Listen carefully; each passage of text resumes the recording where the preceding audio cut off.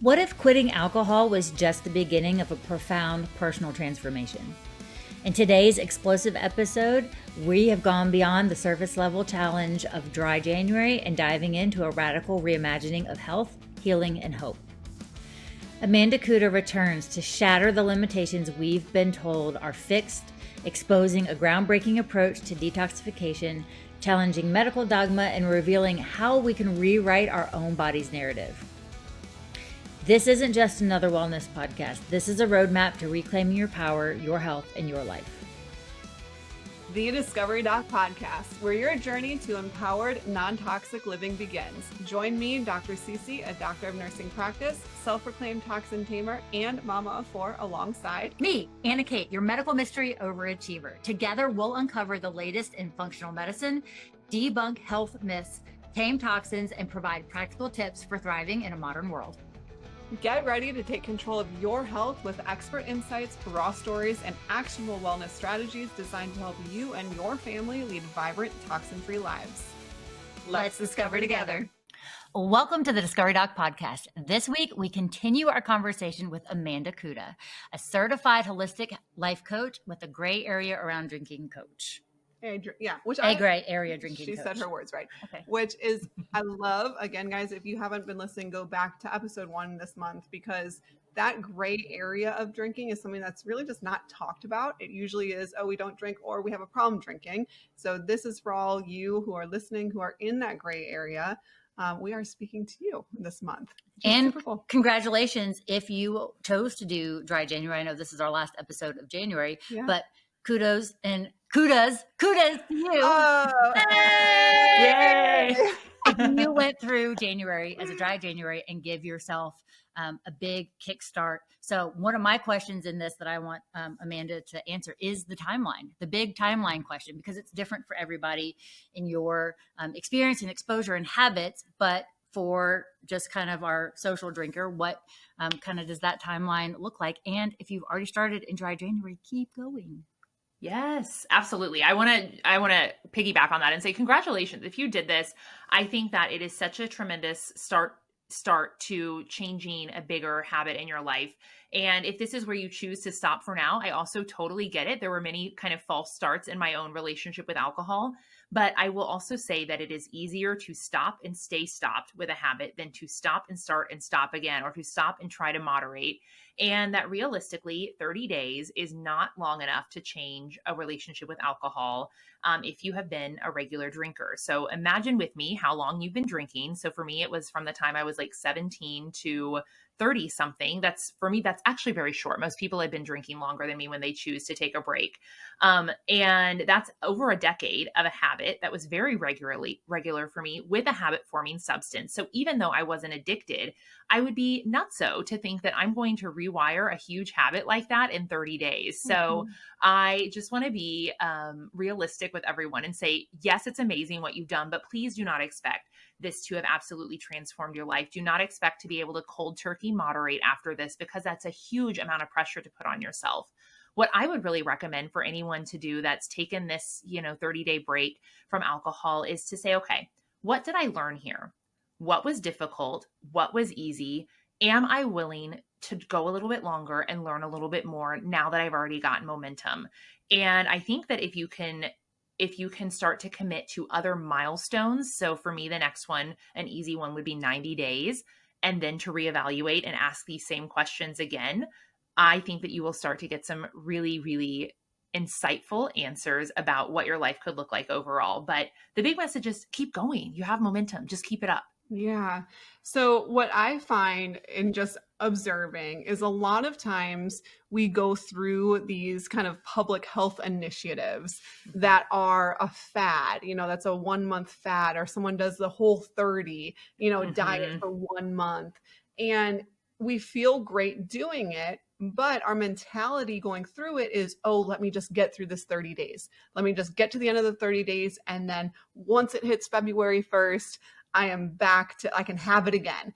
And so with people kind of going through dry January, what advice can you give those people to not rebound like that. You said one, which was setting kind of the next milestone, but more so mindset wise to kind of come out of that, oh, if I can only just get here, oh, if I can only just get here. And then we constantly feel behind. Yeah, that's kind of a lack mindset. It's kind of a white knuckling mindset of, oh, I just need to get through this. And most people can get through and white knuckle their way through 30 days or 31 days of abstinence. What I would like to shift people to is, how can I use this as a springboard and see the benefits of what being alcohol free could offer me? So how could I take this thing that I've started, this habit that I'm trying to ditch, and how can I use it to see actually how my life could be elevated and different? And again, 30 days, especially in January, I think it does a disservice to us because January is the easiest month to quit drinking. It's quiet. We've just come off the holidays. For most places, it's a little cold. People aren't doing much. It's a little bit of a dead month. So it gives you a lot of permission slips to stay home and to kind of hermit up. And it's so much easier for people who are social drinkers to not drink during that time.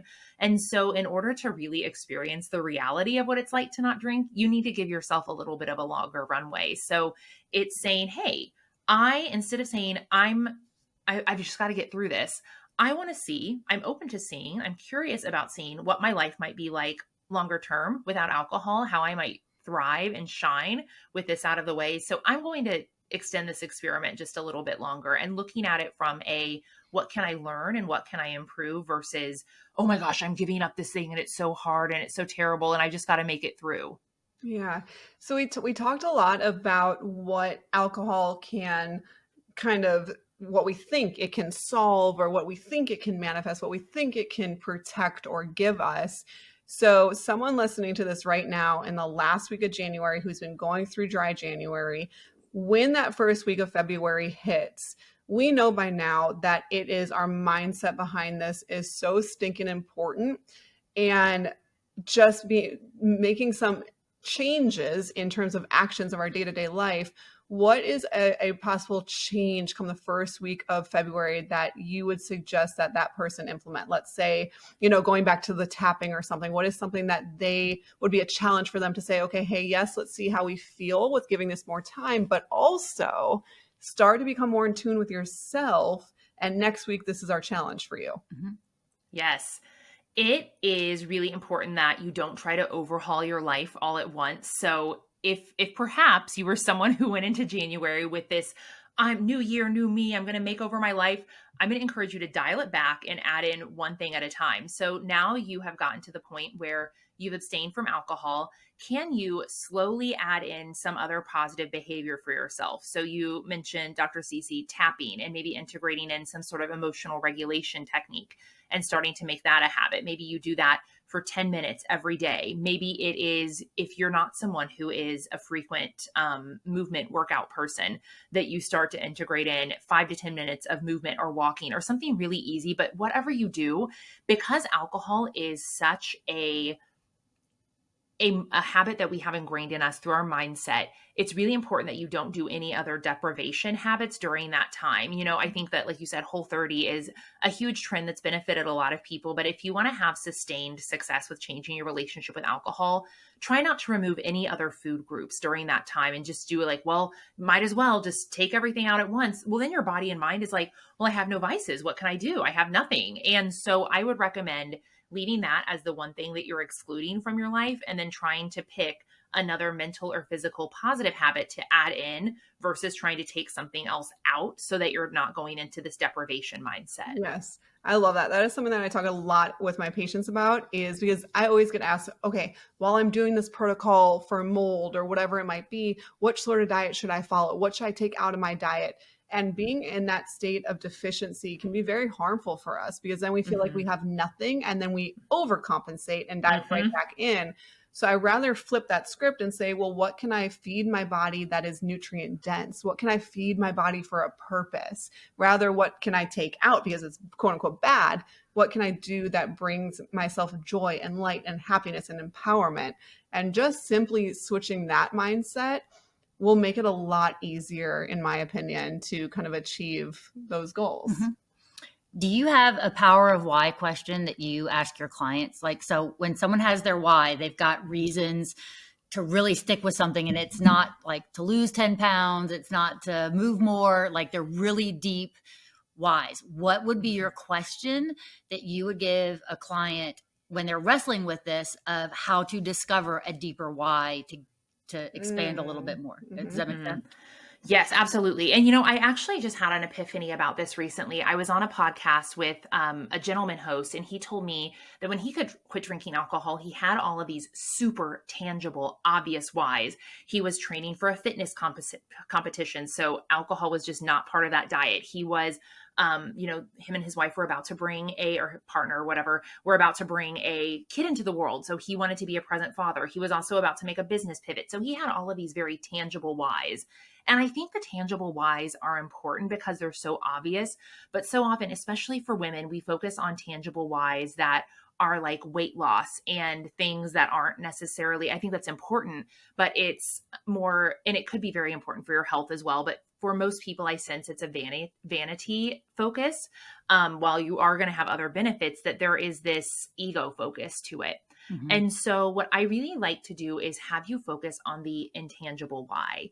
Is there something somewhere out there that you're being called to do or experience that you have put on the back table as a someday win goal or a someday win desire, and you haven't quite gotten there, but you know that you want it at some point in your lifetime? That's the thing I would have you focus on, because those intangibles can become tangible really, really quickly when you get out of your own way. If you have a tangible why that you want to feel better, you want to train for a fitness competition, you want to run a marathon, that's amazing. But I have a feeling almost everyone in here has a bigger, deeper dream that is beyond their physical sight, whether that is to have a better relationship with their parent, and they've been struggling with that and going through therapy and all of these things, whether that is to, even conceive a child, and that's been, something that you're struggling with infertility or something, and that feels very intangible to you, even though it is a tangible thing. If it's a someday win, I can't seem to get to this thing, I don't know when this is going to happen. For me, part of it was writing a book and having a spiritual connection, and those are intangible things. I can't, I didn't know what the path was to a book. I didn't have an agent or an idea or a book title or a deal. I just knew someday, somehow I wanted to do it.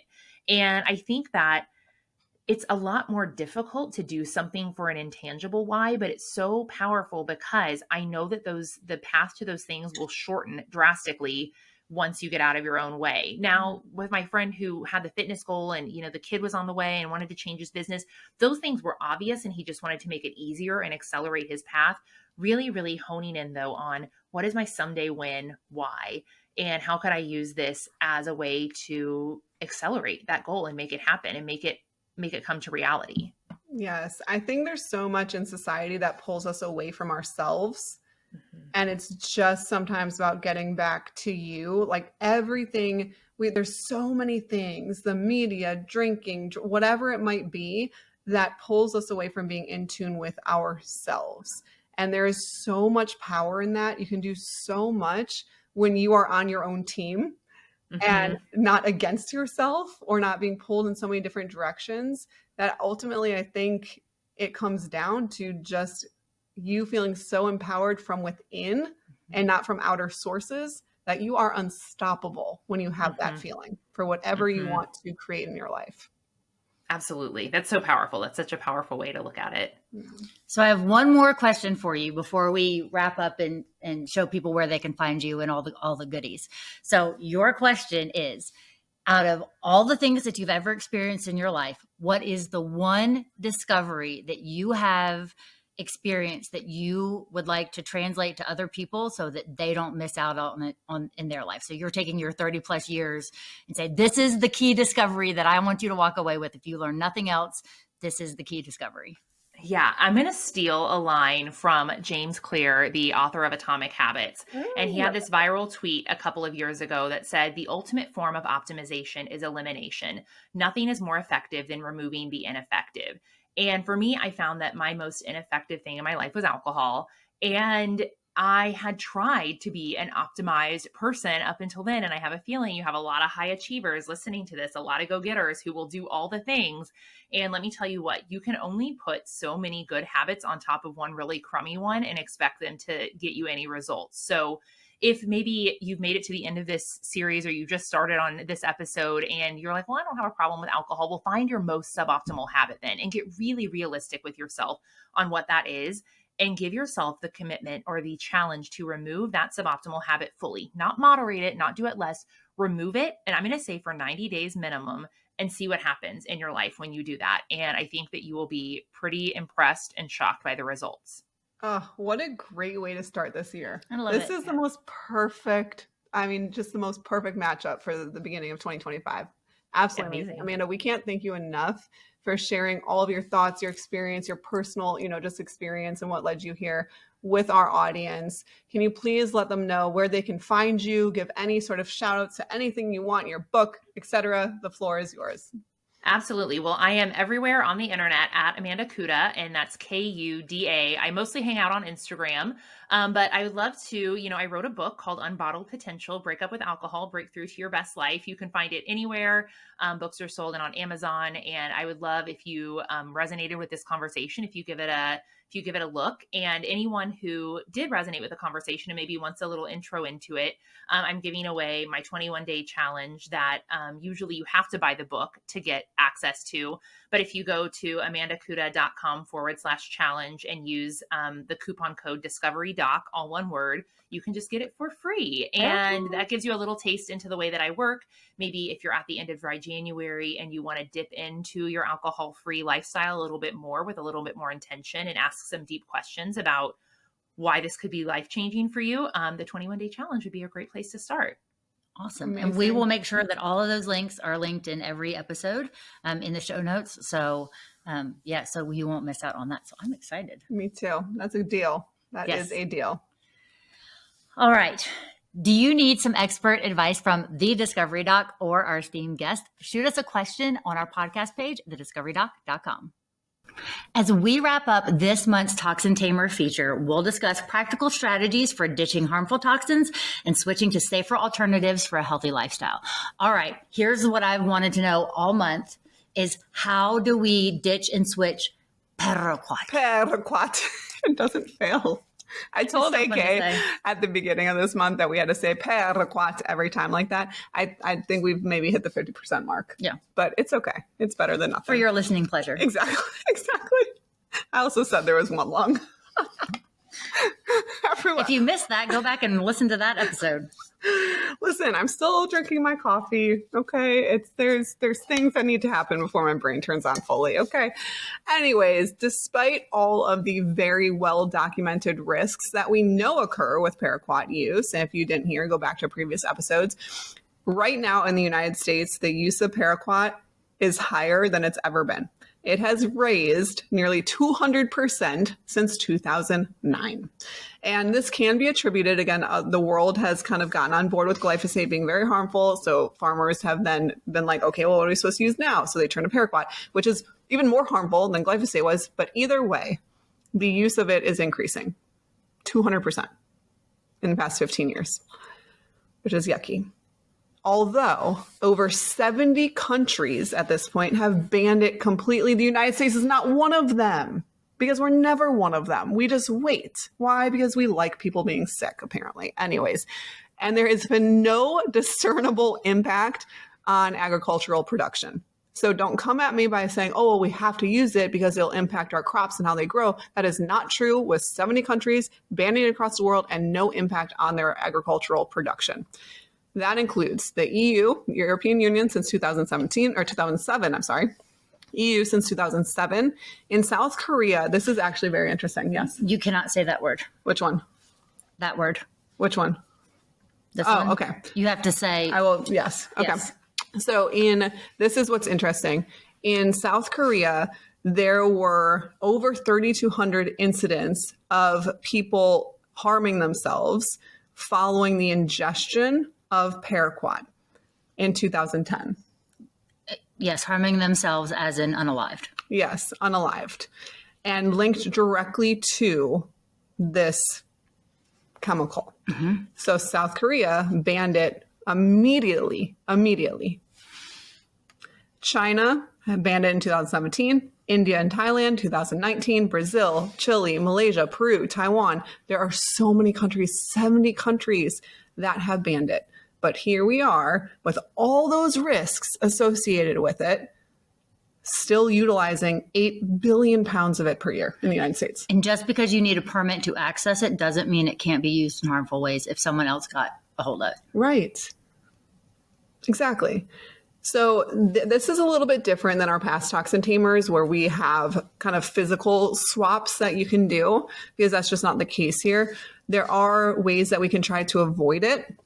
And the best that we can do, and I have a little asterisk with this, is trying to buy the top offenders in organic versions.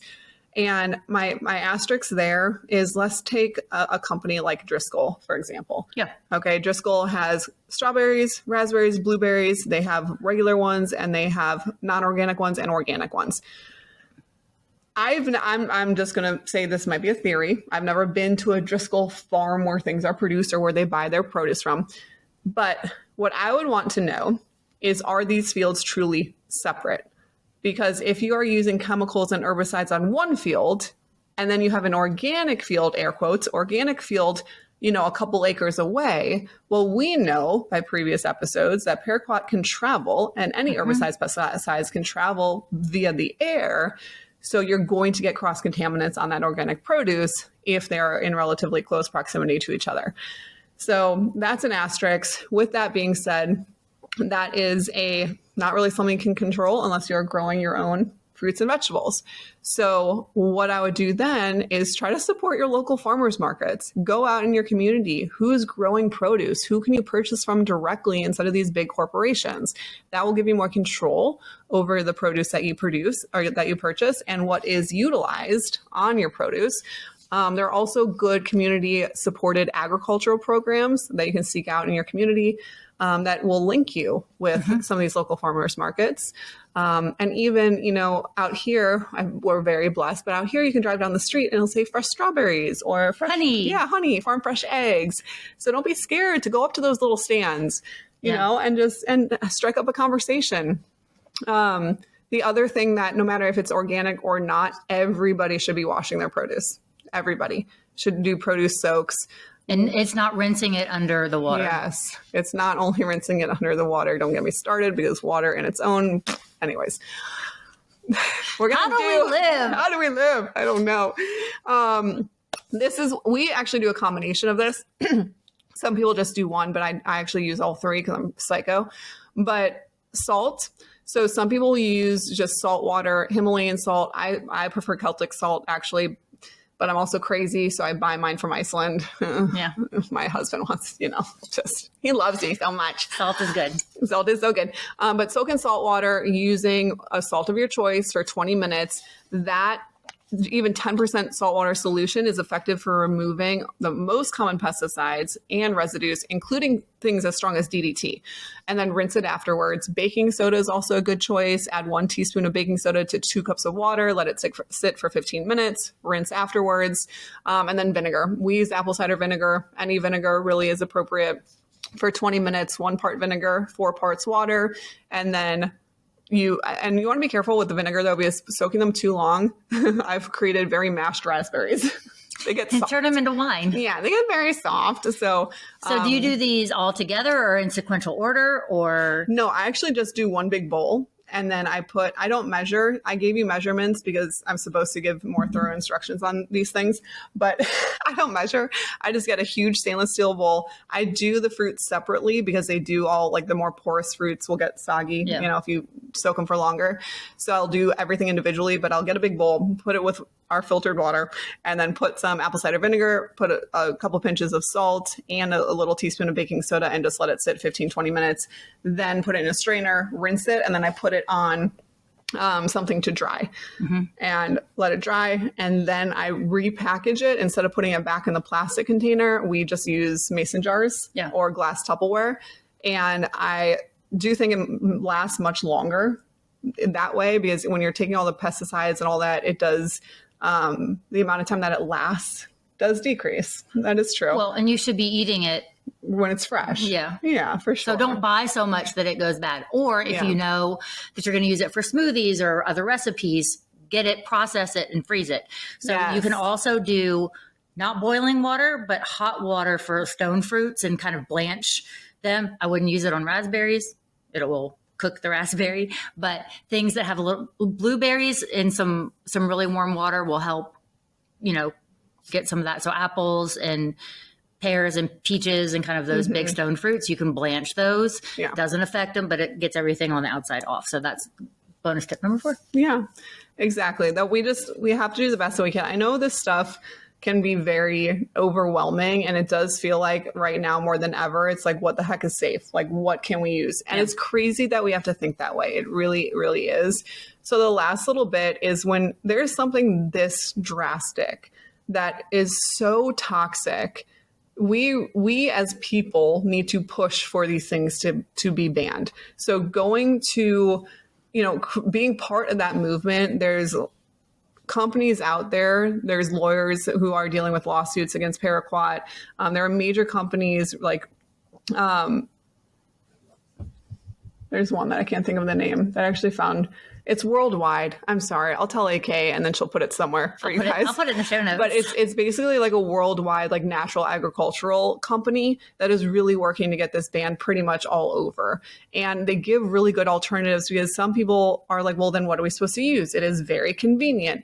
And they have better natural alternatives that, yes, require more labor, but hey, that's employment, to get rid of these weeds. And there's thermal things that we can do. Yeah. There is manual things that we can do. There are actually other chemical agents that are like, I will take a lesser evil over Paraquat for now. There are other things that can be implemented. So it's not something where farmers just need to get rid of it and then have nothing.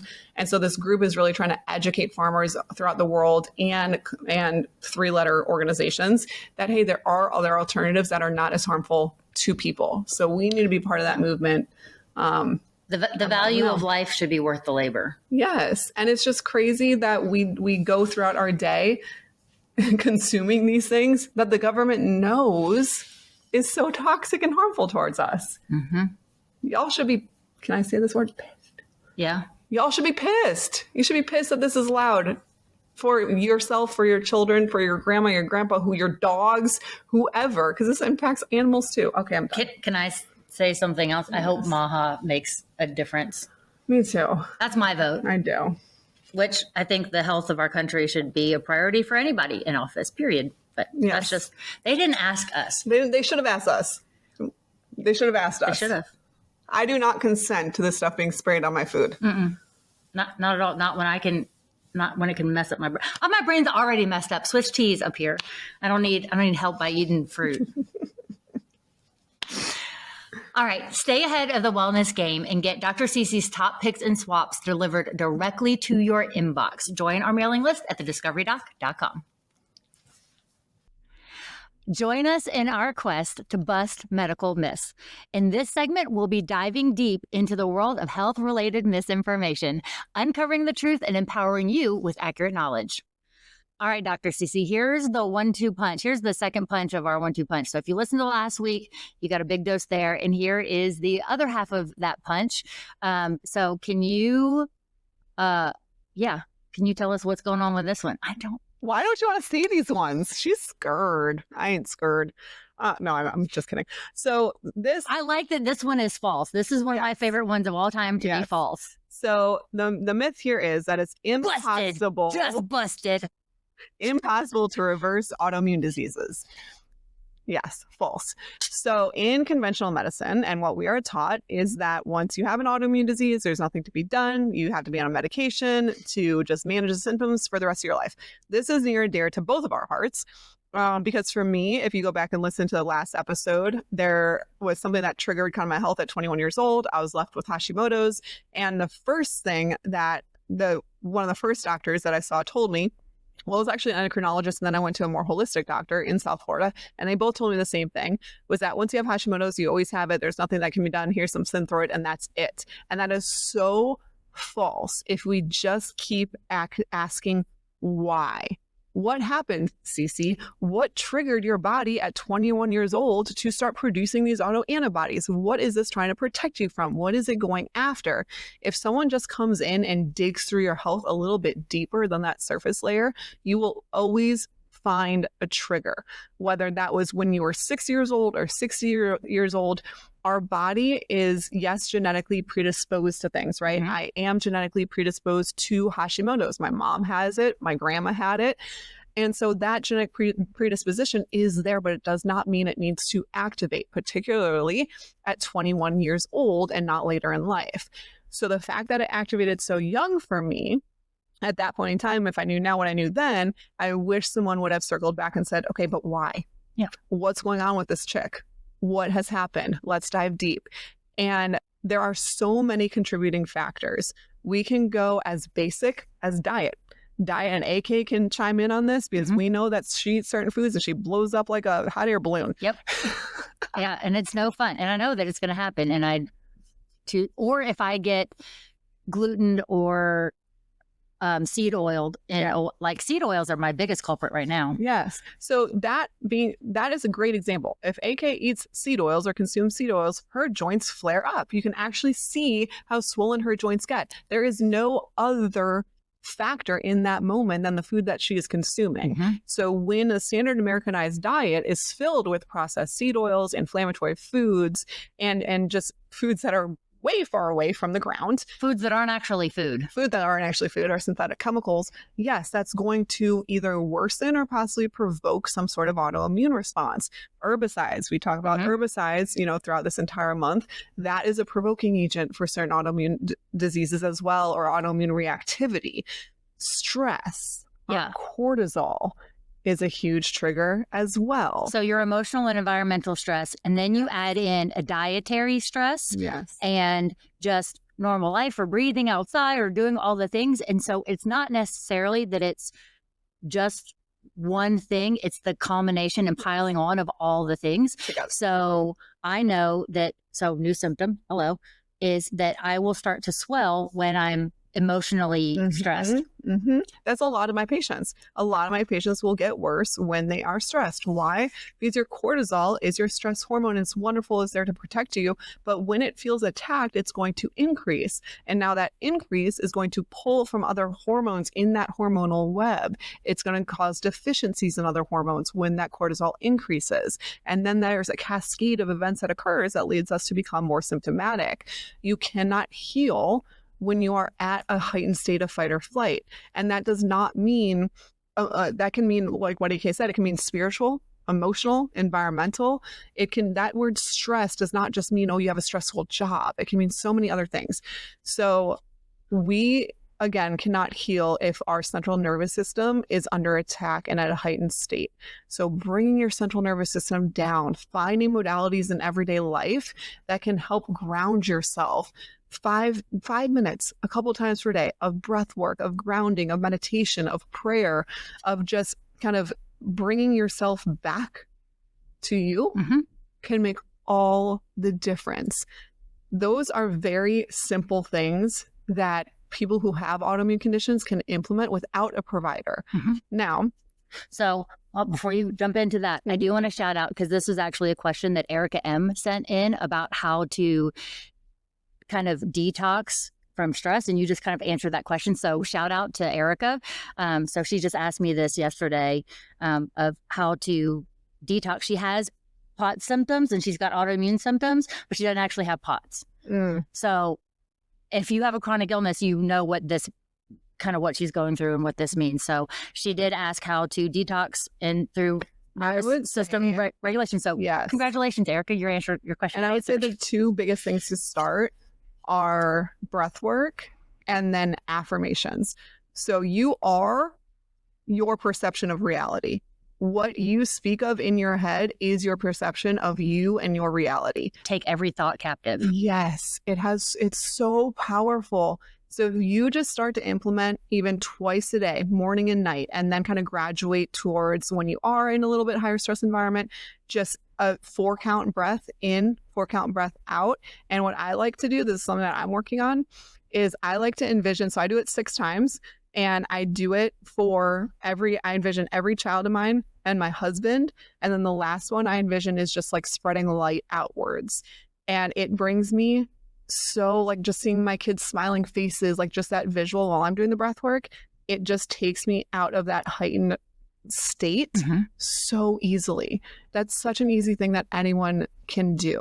And then again, kind of changing the way that we're thinking about ourselves or what we're saying to ourselves is huge.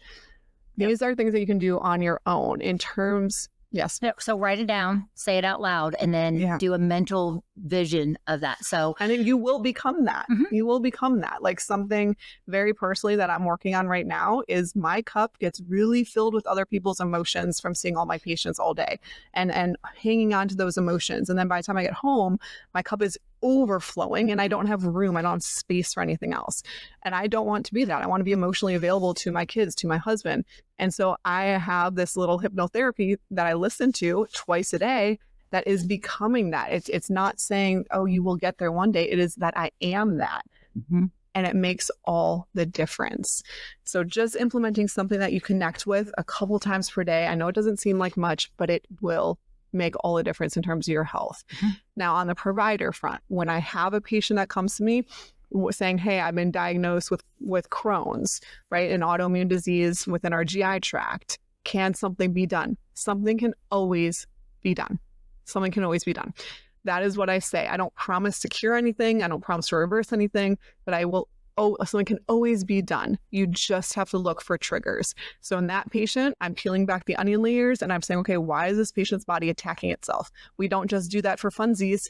We don't just decide one day, hey, autoimmune disease, we're going to come in and ransack our body. Yeah. Our body is wonderfully and beautifully designed and we are meant to heal. So what is in the way of that? And we strip that down. And sometimes we find there's different bacterial overloads or different viral overloads or parasites or whatever it might be, mold toxicity, heavy metal. I mean, the list goes on and on. But you just have to find the trigger and then you have to work from ground zero up. So rebuilding that in terms of a Crohn's patient, rebuilding the immune system so that it can modulate itself, so that it can quote, attack things appropriately, but then also settle down appropriately. Then go into healing the permeability of the GI tract, go into eradicating any triggers that might be coming up in terms of those bacterial, parasitic, viral overloads, whatever it might be, and keep working out. And you can absolutely get to a point where that autoimmune disease is no longer present. Yay! I want to get there. So find yourself a practitioner who believes that, because that's it. If you believe that it can be done, it can be done. There's always something that can be done. Yeah. Ask the questions. Yes. And if you are not feeling safe to ask the questions, again, find another provider that you can ask the questions and ask them to give you the reasoning behind why they feel that way. And some of them are behind lawyers, and that's okay. We've talked about that on this podcast before. And you can honor that and say, hey, well, if I'm going to get support, how do I get that support? Because this is what I would like to do or I'd like to explore, and then go from there. Exactly. So. You are the captain of your ship. If you have not found the answers that you believe are there, keep searching. Until next time, let's discover together. All right. Don't forget to get the royal treatment and subscribe to the insider list at discoverydoc.com. Become an insider, and I'm going to send you all of the deepest savings, all the bonus entries to contest, all the things. But this list is closing. Today, Amanda has shown us that it's not just a beginning. It's a complete revolution of how we understand health, toxins, and our body's incredible capacity to heal. From challenging the temporary nature of dry January to understanding how to strategically eliminate environmental toxins like Paraquat, to busting the myth that autoimmune diseases are life sentences, we've torn down the walls of conventional wisdom. Before diving deeper into the wellness world, let's pause for a quick disclaimer. The information shared on this podcast is for general informational and entertainment purposes only. While we love being your Discovery Doc allies, we're not here to replace your doctor or healthcare provider. Consider us your fellow health explorers, sharing our findings as we uncover the mysteries of well-being. Always consult with a qualified medical professional before taking any action based on the content of this podcast. Just like an archaeological dig, this disclaimer may change occasionally, so be sure to check back for updates. Stay healthy, stay curious, and keep exploring with the Discovery Doc.